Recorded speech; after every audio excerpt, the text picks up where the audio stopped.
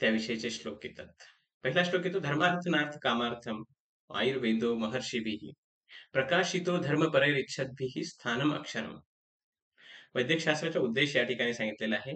धर्म अर्थ ना अर्थ कामार्थ, हे फक्त केवळ धर्म आचरणाच्या दृष्टीने नव्हे, ना की अर्थ आणि कामाच्या दृष्टीने.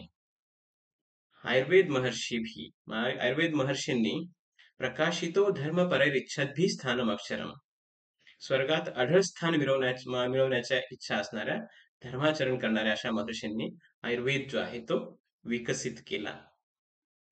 तो केवळ धर्म आचरण करण्याच्या दृष्टीने नाही, की अर्थ आणि काम प्राप्ती करण्याच्या दृष्टीने.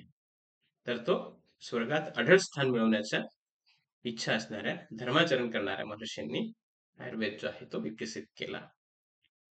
त्याच्यानंतर भीतेभ्यश्च अभयम देयम व्याधितेभ्यस्तथौषधम देया विद्यार्थिने विद्या देयम अन्नम क्षुधातुरे. इहलोक आणि परलोकात सुखप्राप्तीसाठी 4 प्रकारचे दान सांगितलेले आहेत.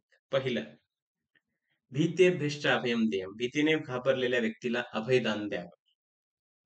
व्याधितेभ्यस्तथौषधम, व्याधीने ग्रस्त व्यक्तीला औषधदान द्यावं. देया विद्यार्थिने विद्या, विद्येची अपेक्षा करणाऱ्याला विद्यादान द्यावं. देयम अन्नम क्षुधातुरे, भुकेने व्याकुळ असलेल्याला अन्नदान द्यावं. त्याच्यामध्ये आरोग्यदान जे आहे ते श्रेष्ठ आहे. दानाचे अनेक प्रकार असले तरी त्या ठिकाणी निकृष्ट फळ देणाऱ्या दानांचा उपयोग काय, तर सर्व दानांमध्ये रोगांपासून वाटणारी भीती दूर करणे इतकं श्रेष्ठ दान एकही नाही. म्हणून आरोग्यदान जे आहे ते श्रेष्ठ त्या ठिकाणी. एकतः ऋतः सर्व सहस्र वरदक्षिणा अन्यतो रोगभीतानां प्राणीनां प्राणरक्षणम. एक आणि एकापेक्षा एक श्रेष्ठ दक्षिणा देऊन केलेले हजारो यज्ञ एका बाजूला, आणि दुसरीकडे रोगाने भयभीत झालेल्या रुग्णाचे प्राणरक्षण ते एका बाजूला, तरी त्या ठिकाणी ते जास्त योग्य असेल. ज्याप्रमाणे आकाशाला अंत नाही, तो देवतांनाही माहित नाही, तसंच आरोग्यदानामुळे मिळणारं पुण्य जे आहे त्याला देखील अंत नाही. धर्मार्थ काम मोक्षानाम साधनम यत तस्माद आरोग्यदानेन तद्दत्तम स्याच्चतुष्टयम.